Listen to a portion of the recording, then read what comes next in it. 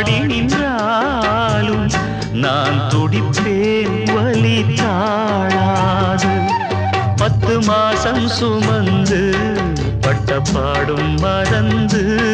பிள்ளை செல்வம் பிறக்க அள்ளி கையில் எடுக்க